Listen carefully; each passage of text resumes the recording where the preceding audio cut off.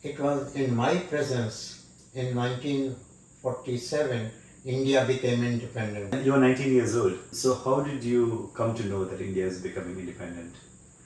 Sweets were distributed in every school.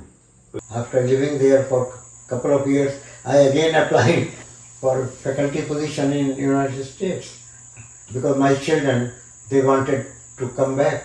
What do you think have been your biggest successes? Being a great grandfather, I lost my wife about 12 years back. That was definitely a very difficult time. So what does loneliness mean to you personally? It means hell. It means rigorous imprisonment. Hell, rigorous imprisonment in the sense that you become almost mad at yourself. Hello and welcome to Project Oneness World. Today we are in conversation with Professor Madhav Kakkar, and Professor Kakkar is 96 years old and has very kindly consented for this interview.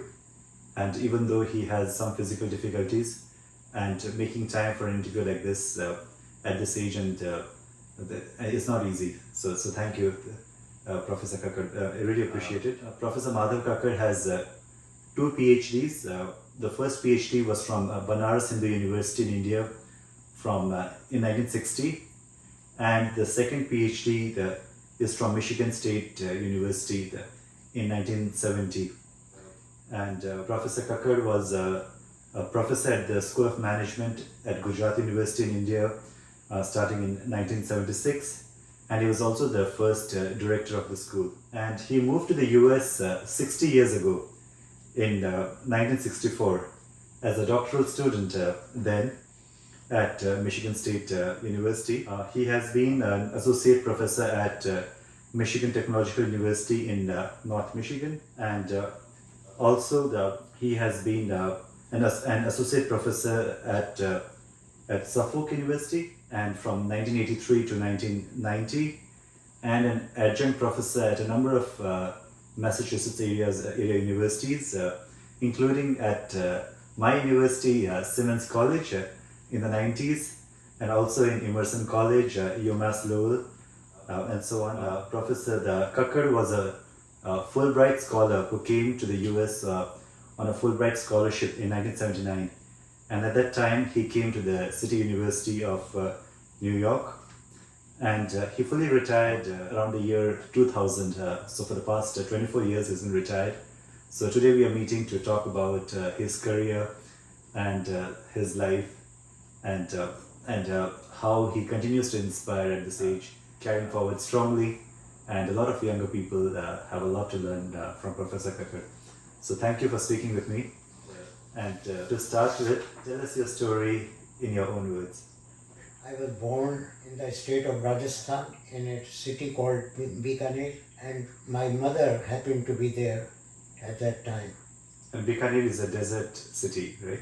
Yeah, Bikaner is a desert city. It is a historical city also.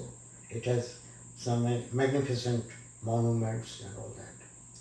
Well, my father was moving from one place to another as a government employee in the land revenue department. So naturally along with my mother, I had to move, my parents, and I came to Uttar Pradesh because my father was appointed as land revenue officer, and so I came to the district of Manpuri, and I passed my high school and intermediate examinations there, and I moved to other colleges in the state of other colleges in Uttar Pradesh where my father was posted. This is how the early part of my life. And what was the kind of job he had? When you said he was posted in what capacity? Your father?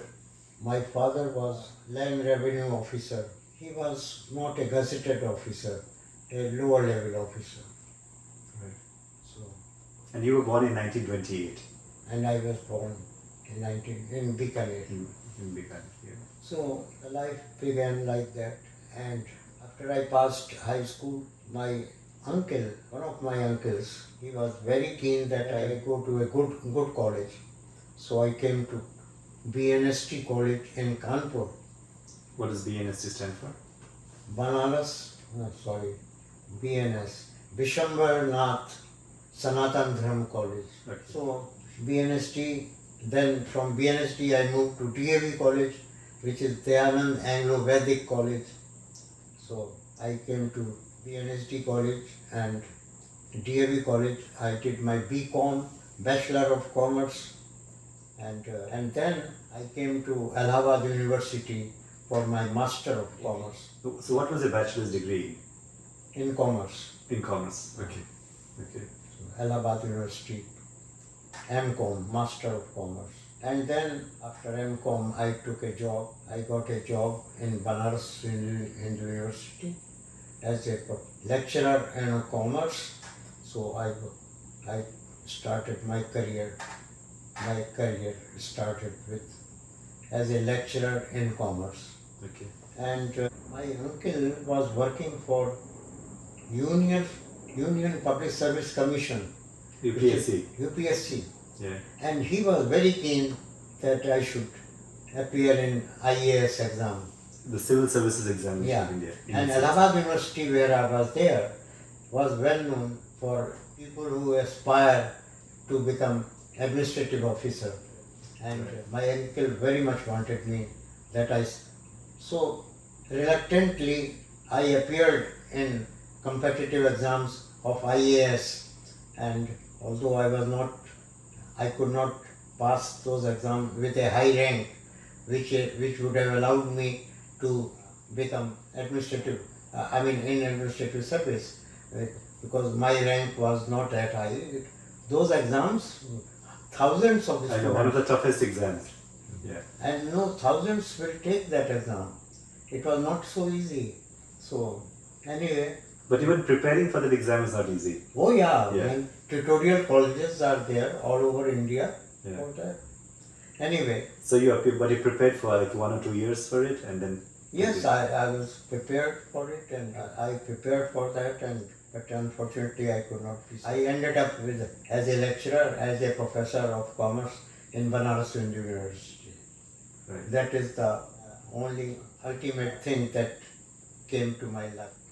Okay, so before you came to the US, so when you were in India as a professor, as a lecturer teaching there, were there any specific differences, like the ways in which the students learned, or did you speak only in English, or was it also in Hindi when you were teaching? Well, actually, at that time, English medium was still there because British government was there. It was in my presence in 1947, India became independent. So where were you when India became independent? I was very much in India doing my high school. You were 19 years old. Yes, Yeah. I was very much in India at that time. And which city were you in when India became independent? Manpuri, Mainpuri, Uttar Pradesh. Manpuri, Uttar Pradesh. So do you remember what was your reaction, like what was your feeling of that time when India was becoming independent from 200 years of British rule? Well, remember, I could not get admission in a good high school in Manpuri, which was considered government high school. So I had to settle down with private school. So private school, I got admission into private school, and then after high school I moved to Kanpur, as I earlier said, BNST College for intermediate, and for BCom and MCom I studied in these colleges, and before I moved to Administrative Staff College of India. So there's nothing very exciting in No, that. so in terms of, no, what I mean is your feelings and your emotion at that time when India was becoming independent, did it matter, or was it more like, oh, something is happening in the news, like, or was there a lot of excitement, or what was the feeling like? Do you remember that? You were 19 years old, so I'm thinking you still had some influences or things that you saw around. Well, I was the eldest son of my family. So how many brothers and sisters do you have? Father, five. We were 5 brothers. I was the eldest. And any sisters? no sister. You know, those days, families were such that do whatever your parents ask you to do. Okay. You did not have an independent, An independent mind, and you think Independent. independence to do things your way. yeah. Yeah. I could not decide. I wanted to. My father was very keen that I to go to engineering school, but my uncle wanted me to go to IAS preparation and Allahabad University. So in this way, we did not have at that time, and particularly the culture of my family was such. I did not have any independent view. Whatever my family would ask me to do, and I did that. My father or my uncle, they were instrumental in determining my future. Okay. I did not have any independent thought. So how did you come to know that India is becoming independent and all that? Sweets were distributed in every school, Oh, in every school, okay? in every college. Sweets. It was 15th of August. Yeah. In Delhi, Red Fort was there, where the Prime Minister Jawaharlal Nehru at that time was there, and that was a huge affair. I still remember World War II was also there at that time. Right, from 1945, 39 to 45. You see, that was very critical time. And World War II, we in that small city, because it was a British rule at that time. A British rule, we often found big, long lines of jeeps moving from one city to another city. Military mobility of military was there. We could see that something is going on, some war is going on, something like that. So for the first 18, 19 years of your life when there was British rule, how was the atmosphere around, like when you, as you remembered that time? And most of the time I think was in Mainpuri for you, right? Most of it was Manpuri or a subdivision of Manpuri.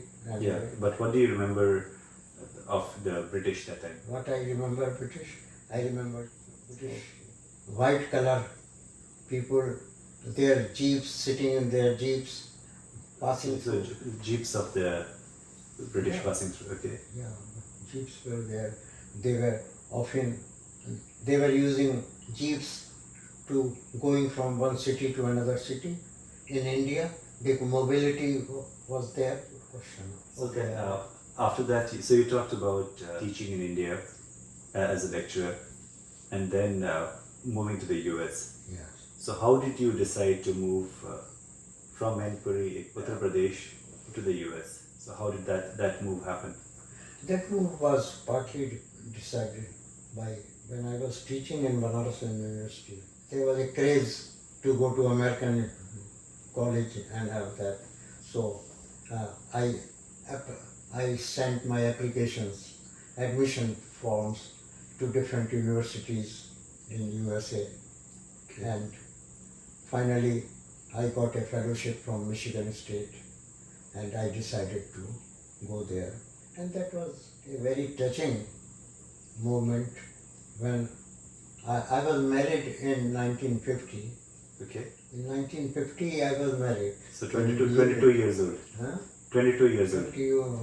Yeah. So, and this was a very interesting thing that, and I don't think whether it is relevant for you or not, but I had no say, I had no guts to say no when my father proposed a girl that they already decided. For you. For They me. decided for you. Right. Yeah, they already decided. So that was a very important phase of my life. I could not say anything, and I was living in a reputed hostel of Allahabad University, where students who prepare for IAS exam, many of them will prefer that hostel called Dr. Amarnath Jha Hostel or Okay. Sundarlal Jha Hostel. My hostel was Sundarlal Jha. My uncle wanted me to go to one of these hostels, because one of these hostels was almost a certainty that you may be selected for IAS exam. Although okay. it did not happen. Right. So, how long were you married? So, which year did you move to the US? You said 64. 64. You were married for 14 years by the time. Yeah. Yeah. How much? 14 years you were married, right? I was married. For 14 years when you moved to the US. Yeah. I was married in 1950, so 14 years. Yeah. So you moved with your family that time, with your wife? No, this was another thing. I had to move alone because my fellowship, I was not sure whether I will be able to afford having my family. So my wife stayed in the campus of Banaras University where we had got an apartment. Okay. And she stayed there. And she was also prepared for her master's. She was preparing for a master's degree in sociology. Oh, nice. Okay. Yeah, very interesting story. And this is what comes to your mind when interview like this takes place. Otherwise, I would have forgotten. So that is important.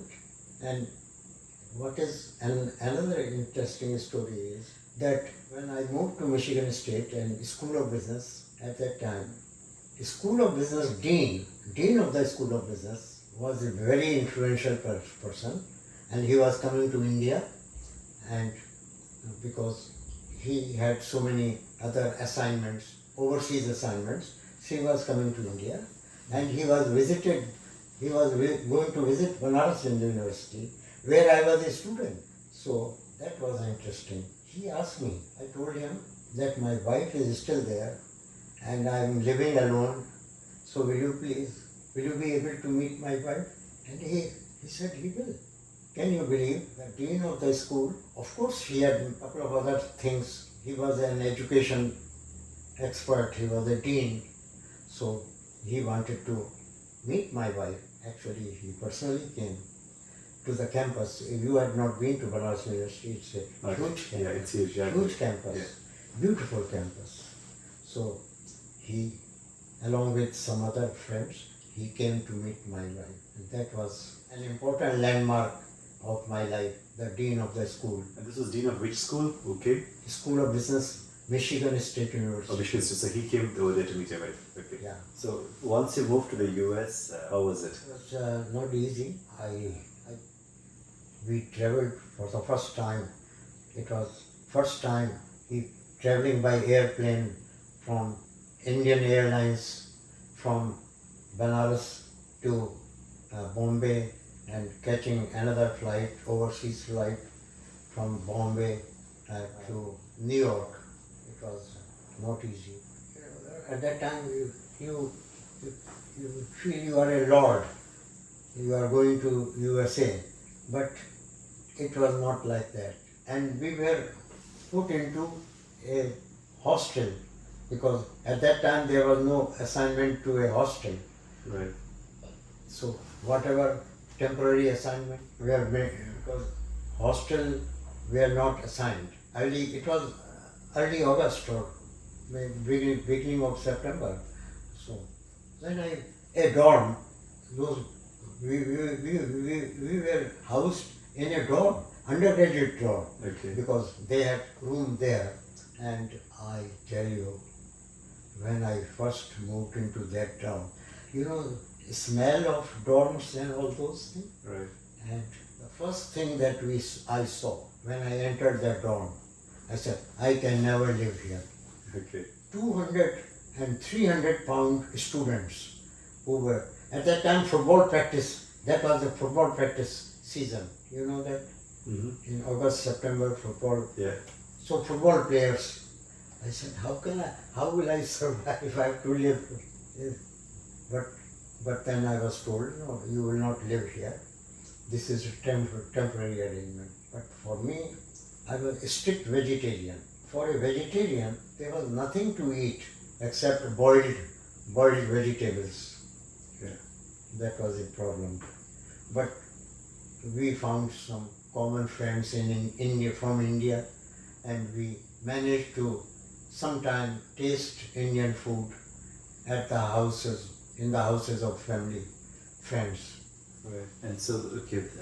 And do you want to talk about some of the significant steps and turning points in your career once moving to the US? Turning point in my career happened to be after I got my PhD, Right. and then there were so many turning points.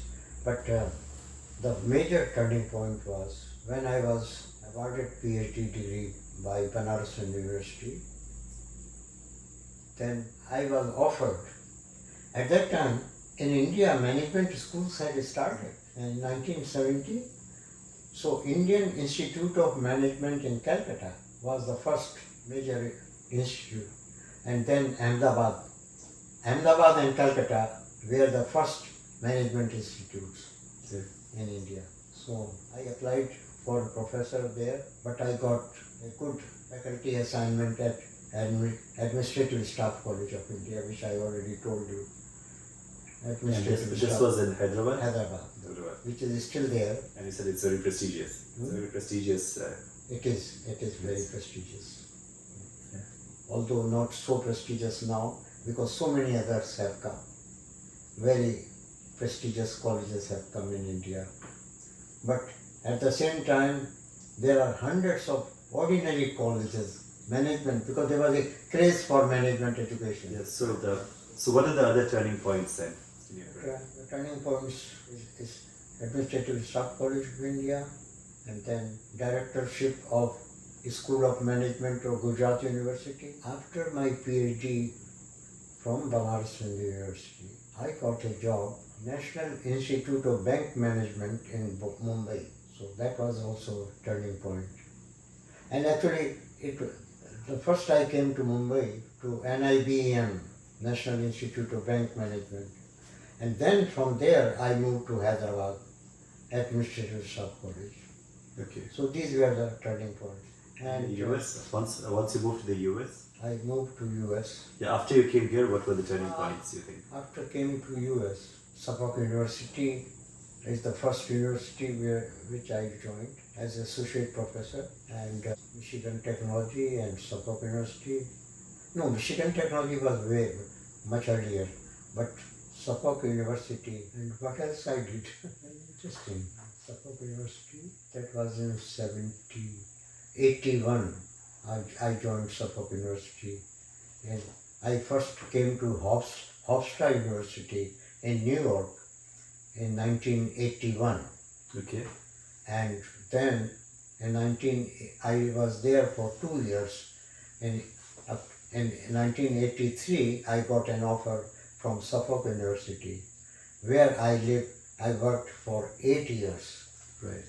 And then I moved because I could not get tenure, so I moved to New York, Iona College in New York, and then I moved around Iona College. My family, that was another interesting thing, that the dean who, when he came to Banaras University, visited Banaras and met my wife. Yeah. And then I got very interesting opportunity that I got my family, my fellowship was such that I could afford my family. And so I got my wife and 2 children, they came to live with me. That was very interesting. 1965. That happened in 66. It happened 1966 that I could get my family. So 2 years after you moved? 2 years I had to live without family. And your children were already born there in India? My children were already in India, yeah. And they happily came because nothing was more exciting for them than coming to university. Back to India, that was another dimension of Indian culture. My children at that time were not so assertive that no, we won't go. It was my decision or my family's decision. They willing, poor people, they went along. They had no choice. But when they came with big baseball glove, baseball gloves, with huge packages of marble because they did not want to leave it. Oh, they came from India in 1966. You're talking about? Yeah. When they came from there. United.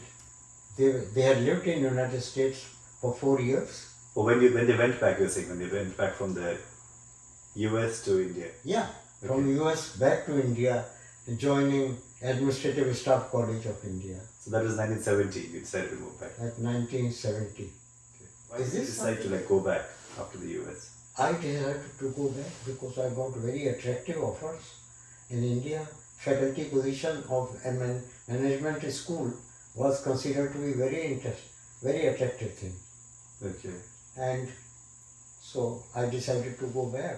Although after going back, after living there for a couple of years, I again applying for for faculty position in United States because my children, they wanted to come back. Okay. And that is how you came back and joined Suffolk. Yeah. And then I never returned to India. No, so which year did you come back after that? After going back in 1970, which was the year you finally came back to the US? Actually, 81 was a critical stage time. I worked in Gujarat University until 81. Right. And I got an offer from Hofstra University in New York, and so I came back. And that was after that. So 1981 onwards, you have I been got here. J1 visa and all those things. Okay. So I since then I've been living here. So when you look back at your life so far, right? What has been the role of serendipity or chance, things happening by accident without planning, and other factors? Yeah. Serendipity, by that you mean all of a sudden something happens. Yeah, you did not think about it, you did not plan it, but things happened. So what has been some of the key phases of your life where chance played a role? Chance played a role when I got permission that I could live after J visa, as J visa holder. Well, you did not really plan for it, but things happened did to. not plan for it, that I will continue to live in the United States, that I will have to go back. At that time, J visa people had to go back after 18 months of Being in the US. and they had to go back. But a little sign by the clerk in the window of immigration office or something, that was really serendipity. So that was like a big factor. Oh, huge factor. Right. I preserved that paper for a long time. Okay. And so what are some of the people who you think have influenced your work? Yeah, influenced your life, Right. or work in some. My PhD dissertation was very much influenced by professors who had earlier worked in similar field. Professor of Ann Arbor, Michigan, and there were other professors who gave me some ideas. So, to answer your question, couple of professors, they were instrumental in changing my thinking, and they gave me some very good ideas. Do you want to name any one of them, one or two of them? Oh yeah, one professor was Vern, V-E-R-N, Vern Terpstra, Terpstra, Okay. Vern Terpstra, professor in Ann Arbor, Michigan University. Okay. Stan Hollander, Michigan State University. He is no more there. So, David Rackman, professor of Baruch College. Okay. Baruch College, very reputed college. It's one of the biggest undergraduate school of America. Right. David Rackman, he also passed away now. Any other books or incidents you think have really influenced you? There are some books which certainly I enjoyed. One book written by a very famous writer of India,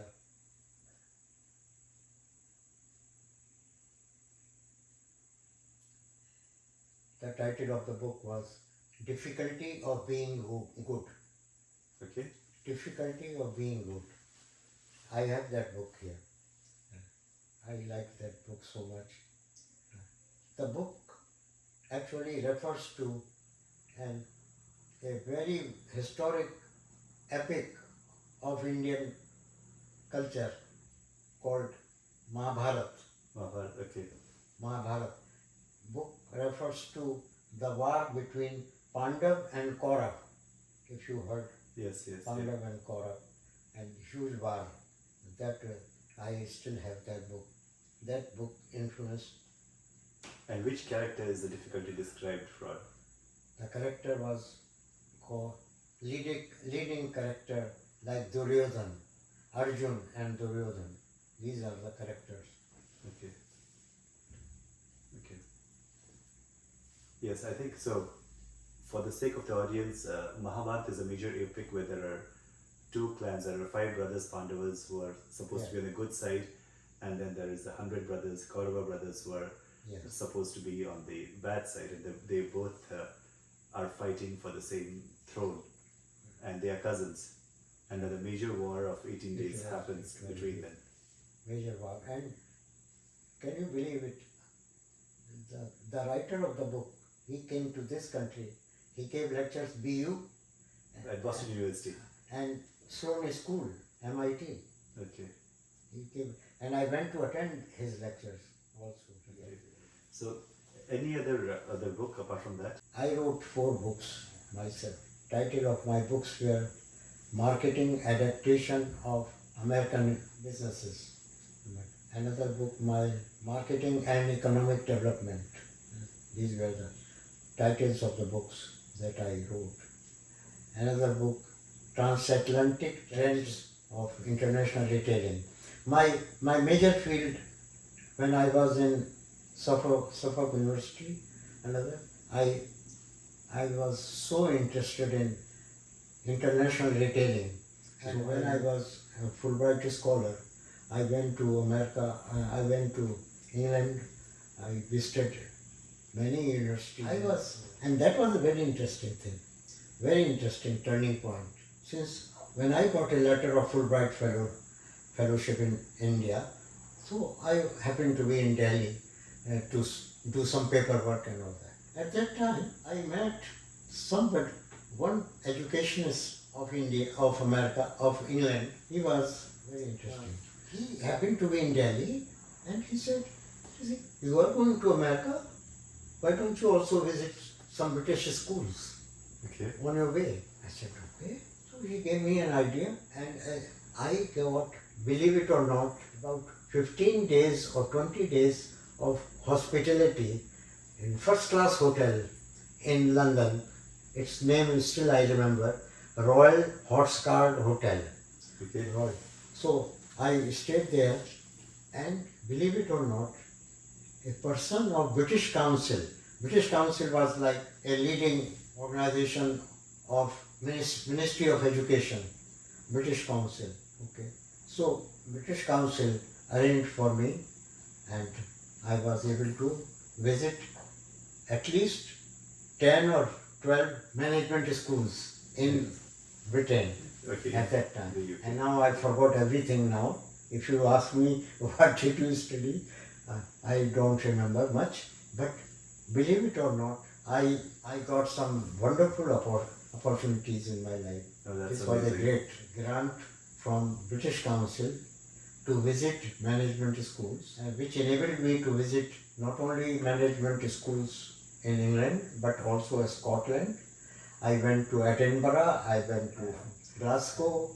Somebody came to receive me. I had a royal treatment. That's wonderful. These are wonderful things, wonderful time of my life.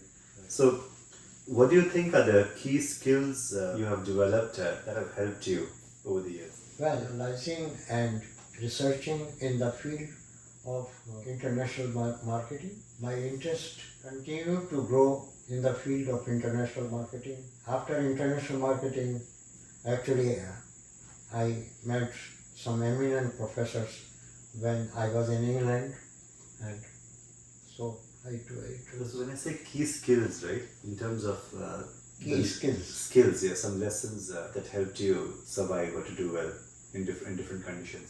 Marketing adaptation made by international schools, American companies, when they go to other countries to do business. I learned that. What methodology they used, which I was able to use. Okay. When I went to Japan, Kobe University, Kobe. So what did you go to Japan for? One professor of Japan, whom I met in this country, I developed a friendship with him, and so he helped me in getting some financial grant to go to Japan. And I went to Kobe University. I remember. So you went there to teach as an adjunct professor or something? No, just visit. What do you think have been your biggest successes? Being a great grandfather. Yeah. My daughter has become grandmother. So this is, because in my age it is not surprising. So you have one son, one daughter. One son, one daughter. And my daughter has become a granddaughter. A grandmother. Grandmother. But your question is very interesting. What is my biggest success? Yeah, biggest successes in life. Yeah. Becoming a Fulbright fellow is maybe considered a success. Selection, because it is all India competition. Right. And you are being selected. So what phases of your life made you resilient? So resilient meaning that to be able to face tough times. So what when you look back at your life now, right? What have been some of the hardest times of your life that required to be strong and not break down under pressure? I would say the first thing, taking leave from my family. I was married 10 years back and I had to leave my family when I decided to move to Michigan. So that was very difficult. Yeah. I remember it was so difficult to take leave of my wife who came to see me off at Delhi airport at that time. That was one difficult thing that I had to face. I did not realize. And you were married for 14 years, I think, right? Yes. In 64. Yeah. You think losing your wife was a difficult phase for you? Oh, thank you for suggesting me, because I lost my wife about 12 years back. So 2012? That was definitely one of the very difficult time for me. When I continued to have treatment, because she suffered from pulmonary fibrosis.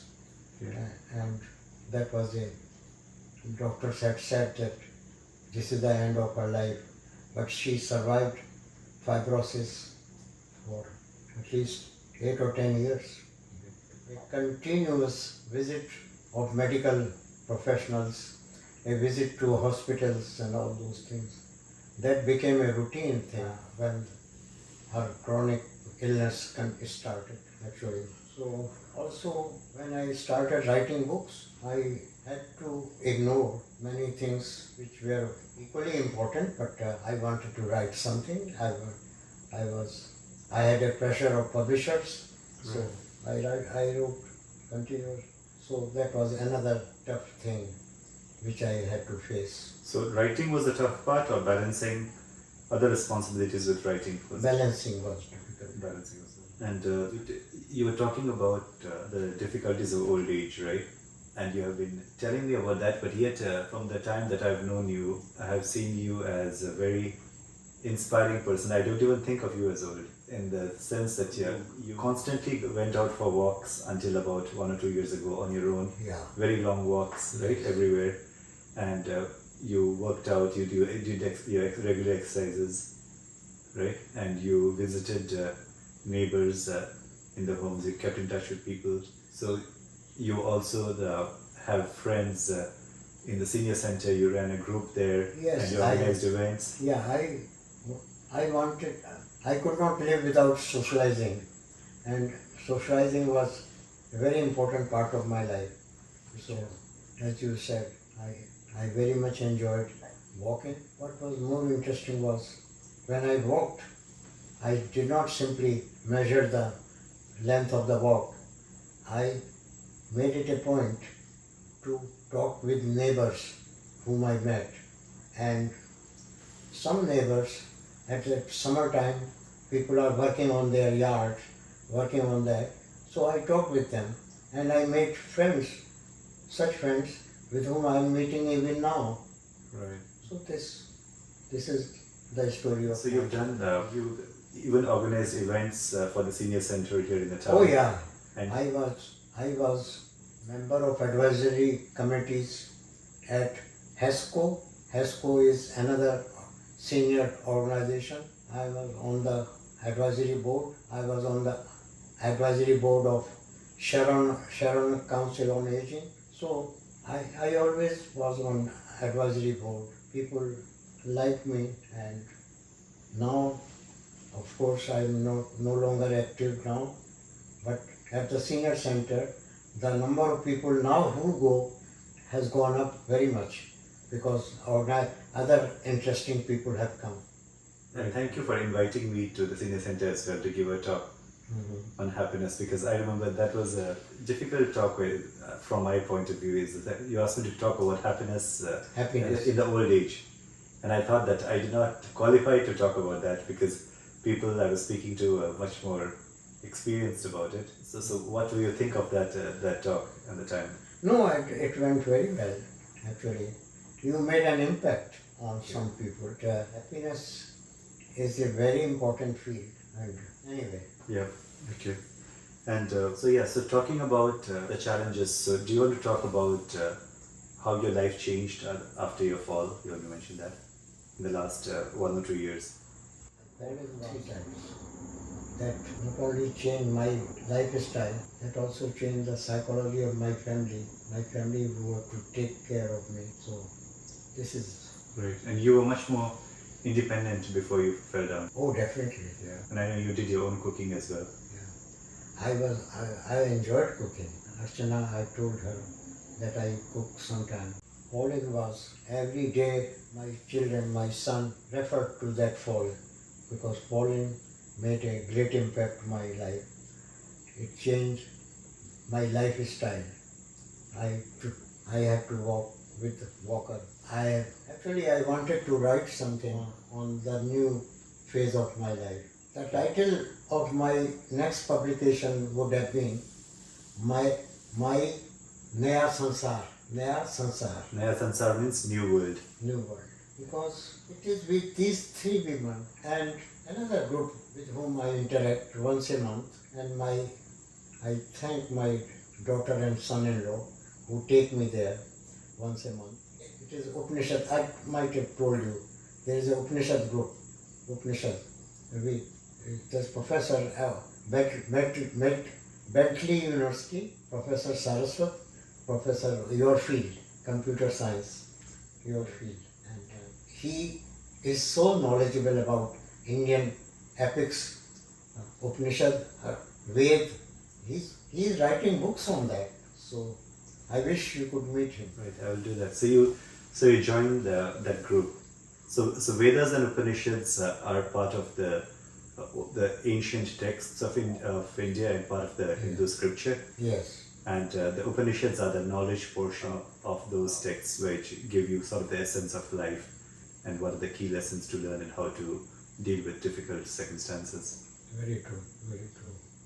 This is my new sansar, actually. I tell you, those three women who come to help me, they come just for 2 hours, 3 hours in a week. But I look forward to their visits because it is only with them that I socialize.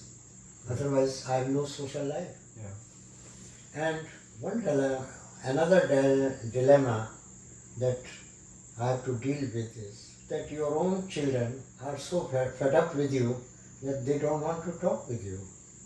I mean, they don't open up. They will not come and sit down with you. This is a psychology of children. There comes a time when they have already spent so much time with you. So, but this is out of focus. I think I am talking out of. But this is interesting. As I said, Naya Sansar, my new world. How when you become 80 or 90, you create your own world. Like you go to nursing home. Right. You go to hospitals and nursing homes, and you meet different people. When first time I went to a nursing home, I was so disappointed and so depressed. How people live there. That was very important phase of my life. I said, I can never live, and I've told my children, I don't want to go to nursing home. And what was the part about the nursing homes that was depressing for you when you looked at it? Oh, there are many things. The part of nursing home that was depressing. How older people are neglected by families. Interesting thing. I could not stand the depression and the difficulties being faced by older people. I could not believe that this is where I am going to. Ultimately, I have to end. I am going to end up with a life of this type. So that thought was very depressing. When we talk about some of the challenges of old age, I think one thought that comes to my mind is the idea of loneliness, right? Very true. So you want to talk about that, how, Very true. what that means to you, and how do you deal with it?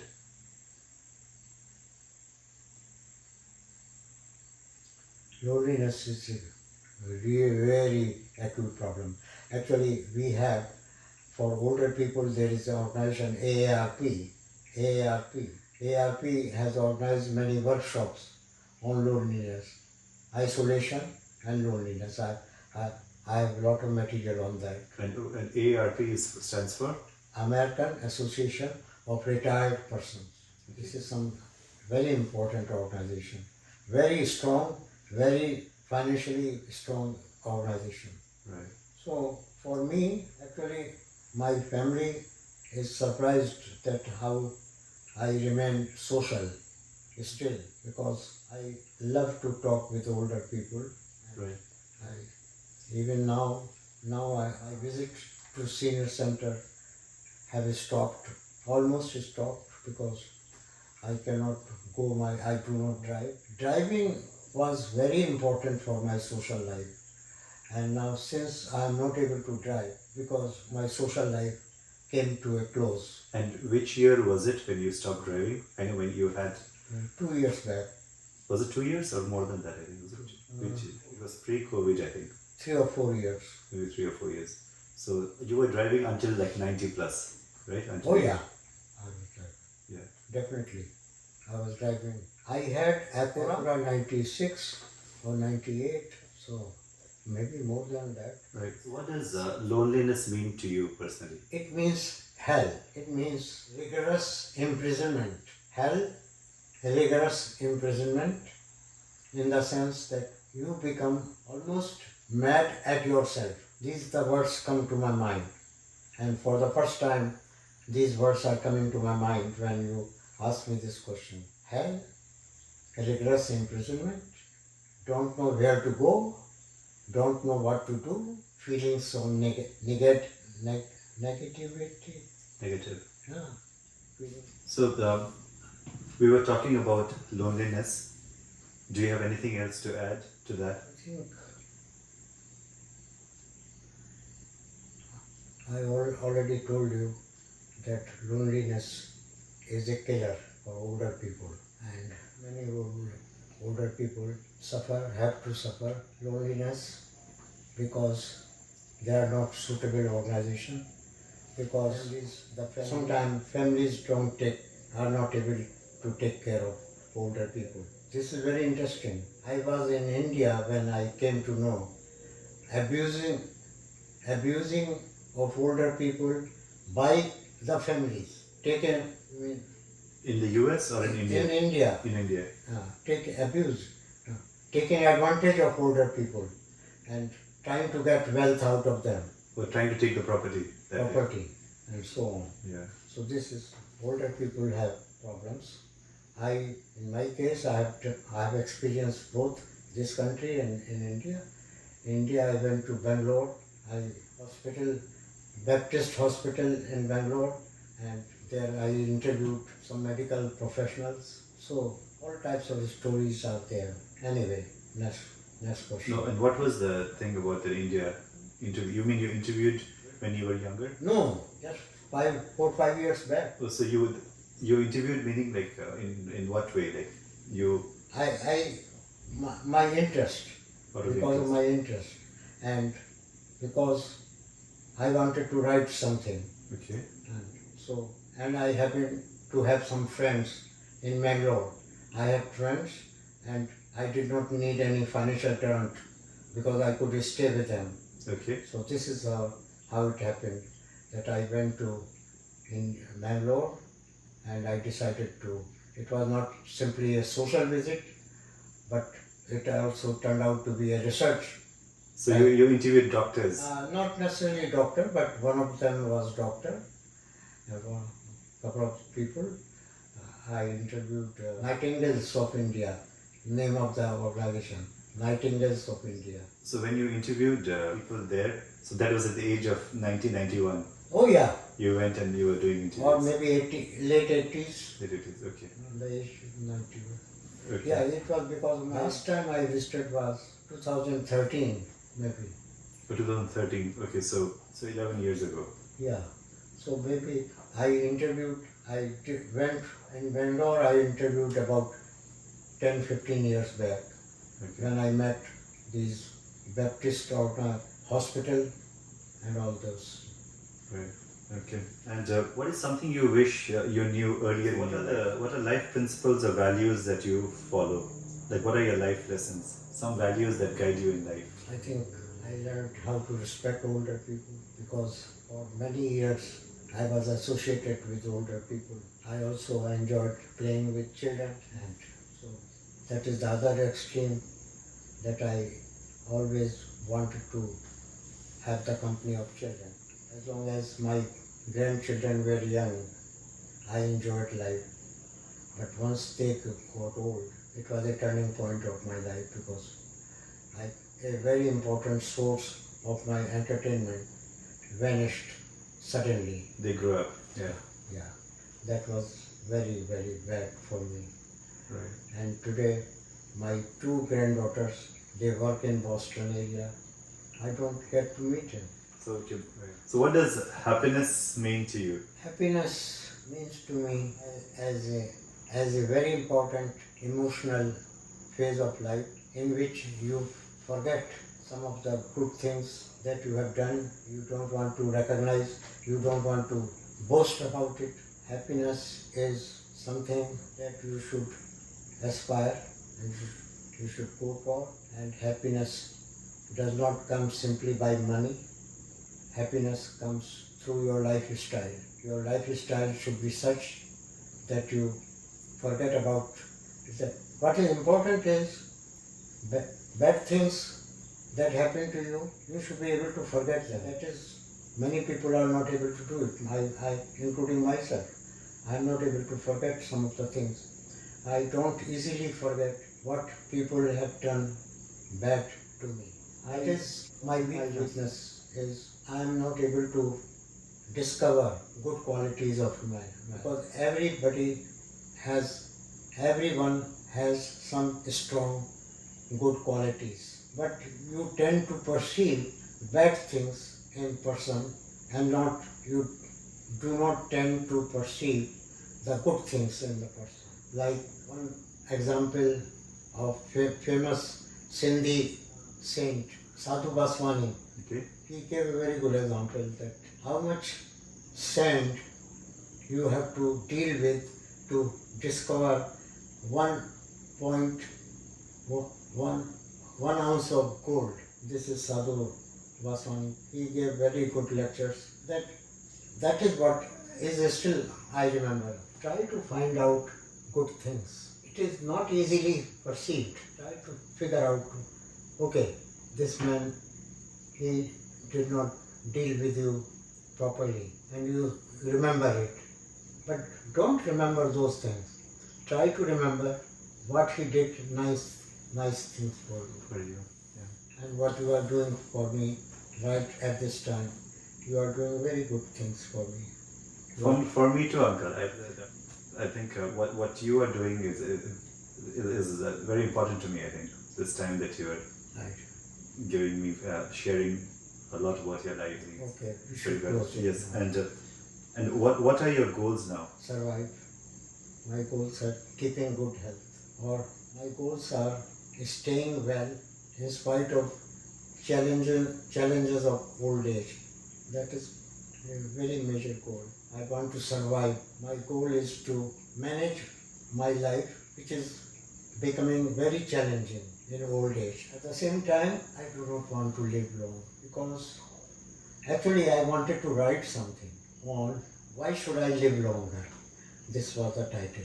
Okay. I wanted to. Why should I live longer? Longer. Yeah. Because Alzheimer problems, they are not something that you can enjoy. So you mentioned, first you mentioned you don't want to live longer, and then you also talked about surviving, right? So do you? I think about death very. No, you should at least celebrate 100. I would think your 100th birthday. I don't care about it. Although my family may want it. Some of my friends always tell me, some very good friends, very eminent educationists, they said, oh, you are going to live 100 years.